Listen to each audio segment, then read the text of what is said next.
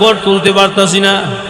আকা নবীজি এই খেজুর গাছ থেকে যখন পাকনা পাকনা খেজুর পরে নিচে জরে পড়ে যায়, এই খেজুরগুলো আমার সন্তানরা খায়, খেয়ে ফেললে এই লোকটা এসে আমার সন্তানগুলোকে মারধর করে, এমনকি যেই খেজুরগুলো আইসা মুখের মধ্যে পায় আঙ্গুল দিয়া কুসায়া খেজুরগুলো বের করে নিয়ে যায়।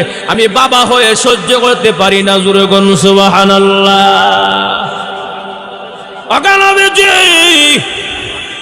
আপনি কি একটু মেহেরবানি করে এই খেজুর গাছটা আমাকে ক্রয় করে দিবেন গো? আপনি দেন না গো নবীজি আমারে ক্রয় করে। বাবা হইয়া সন্তানের এমন দৃশ্য দেখে আমি সহ্য করতে পারবো না গো। আল্লাহর রাসূল বললেন, আচ্ছা তুমি বসো। এই লোকটাকে খবর দিয়ে নিয়ে আসলেন এবং সেও রাসূলের সাহাবী, কিন্তু প্রকৃত সাহাবী না, মুনাফিক মার্কা। কথা বল, মুনাফিক মার্কা সাহাবী। উনি বলেন, ওনাকে আনার পরে বলেন, কিরে সাহাবী, তোমার খেজুর গাছটাতে ওনার বাড়ির মধ্যে ঝুঁকে পড়ে আছে বাঁকা হইয়া, খেজুর গাছটা তুমি ওনাকে দিয়ে দাও, সদকা করে দাও, দান করে দাও, আর না হয়তো বিক্রি করে দাও। না, আমার খেজুর গাছ আমি বিক্রি করব না, আমার বাচ্চারাও খেজুর খেতে পছন্দ করে। বাহানা দিয়া আল্লাহ নবীর দরবার থেকে পিছন দিক দিয়া চলে গেল। মুনাফিক মার্কা। কথা বল, রাসূলের কথাকে সে অবমূল্যায়ন করলো, রাসূলের কথাকে মূল্যায়ন করে নাই। ভাইয়ের আমার শেষ পর্যন্ত যখন নাকি এই কথা বলে চলে যায়, এমনি আল্লাহর রাসূল আরেকজন সাহাবী পাশে ছিল, তার নাম আবু দাহদা রাদিয়াল্লাহু তাআলা আনহু। উনি দৌড়ায়া ওই সাহাবীর পিছন ধরলেন, গিয়া বলেন, ও খেজুর গাছের মালিক, তোমার খেজুর গাছ আমার কাছে বিক্রি করবানি? না, যদি আমি একটা শর্ত দিই মানবা কিনা বলো? আমার একটা খেজুর গাছের বাগান আছে, একটা বাগানের মধ্যে 600 খেজুর গাছ। সুবহানাল্লাহ। একটা বাগানের মধ্যে কয়শো খেজুর গাছ? 600 খেজুর গাছ। আবার বাগানের ভিতরে একটা গড়ও আছে। কি আছে? গড় আছে, একটা জাঁকজমকপূর্ণ একটা গড়, সুন্দর গড়ও আছে। উনি বলেন, হযরত দাহদা রাদিয়াল্লাহু তাআলা আনহু, উনি বলেন, আমার কাছে বিক্রি করবা এই খেজুর? তোমার একটা খেজুর গাছের বিনিময়ে আমি 600 খেজুর গাছের বাগান দিয়ে দিব। না সুবহানাল্লাহ, জোরে কোন। একটা খেজুর গাছের বিনিময়ে কয়টা? 600 খেজুর গাছ, আবার একটা গড় সহ ফ্রি। মাজুরে ঠিক কিনা?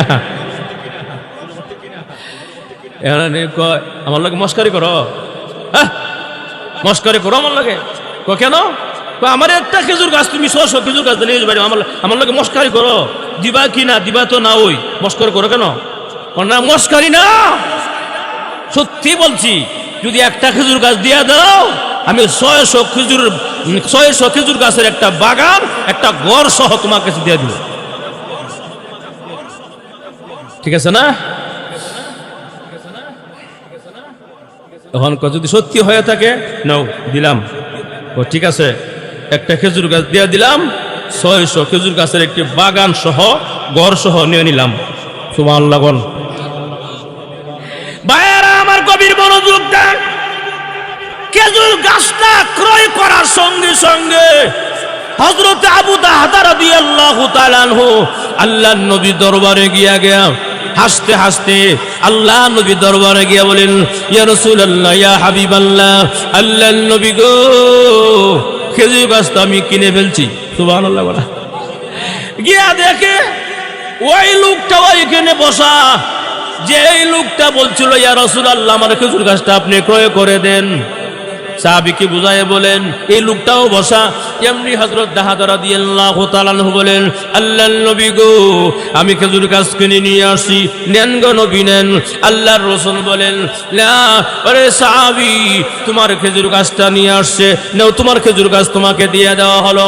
হযরত দাহদা রাদিয়াল্লাহু আনহু বলেন, নাও, একটা খেজুর গাছ নিয়ে নাও, আজকে থেকে এই খেজুর গাছের মালিক তুমি, খেজুরের মালিকও তুমি, এই সব কিছুর মালিক তুমি, তোমাকে বানায়া দিলাম, কেউ কিছু বলবে না। জোরে কোন সুবহানাল্লাহ। এই কথা বলার পরে হযরত দাদা রাদিয়াল্লাহু আনহু চোখের পানি এখন ছেড়ে দিয়া আল্লাহর নবীকে বলেন, আল্লাহর নবী গো, 600 খেজুর গাছ একটা বাগান, একটা খেজুর গাছের জন্য আমি দিয়া দিলাম গো নবী, আপনার ভালোবাসার মহব্বতে। সুবহানাল্লাহ। ওই মুনাফিক মার্কা সাহাবীর কাছে আপনার কথার সম্মান না থাকলেও আমার কাছে আপনার কথার মূল্য আছে গো নবী। গো নবীজি, আপনারা বলছিলেন গো নবী, একটা খেজুর গাছ যদি দিয়ে দাও জান্নাতে খেজুর গাছ দেওয়া হবে।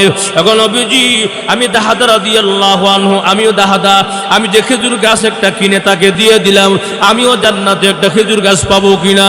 ভাইরা আমার, আল্লাহর নবী তখন সঙ্গে সঙ্গে বললেন, ও দাদা, জান্নাতের ভিতরে তোমার জন্য মহান আল্লাহ খেজুর গাছ রেডি রাখছে।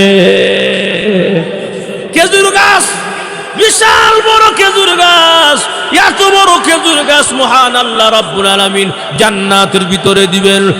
গাছটা কত বড় হবে, গাছটা কত বড় হবে? বুখারী শরীফের হাদিসের মধ্যে আল্লাহর রাসূল বলেন, গাছের ছায়া কত বড় হবে?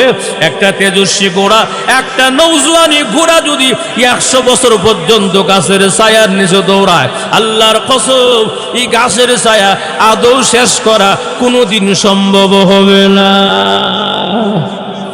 এত বড় খেজুর গাছ আল্লাহ পাক তাকে জান্নাতে দিবেন দুনিয়ার খেজুর গাছের বিনিময়ে। জোরে ঠিক কিনা? তাহলে এটাই হল মহব্বতের ভালোবাসা। আল্লাহ আমাকে সম্পদ দিয়েছেন, আমি আল্লাহর রাস্তা ব্যয় করব। বখিলাত আমি কেন করব? আমি তো মালিক নয়, আমি অস্থায়ী মালিক। এই মান্ডার মুরব্বী বাবাজিরা, নওজোয়ান ভাইয়েরা, বাড়িওয়ালা, গাড়িওয়ালারা, বলেন আপনারা সত্যি করে বলেন তো, আজকে রাত্রে যদি আপনি মারা যান, আগামীকাল কেমন সময় কই থাকবেন? কথা বলা, আজকে রাত্রে আল্লাহ না করুক, আল্লাহ সবার হায়াত বাড়ায় দেখ, দোয়া করি, আজকে রাত্রে মারা যান, আগামীকালকে রাত্রে সময় কোথায় থাকবো? কবরে। যেরকম ঠিক কিনা?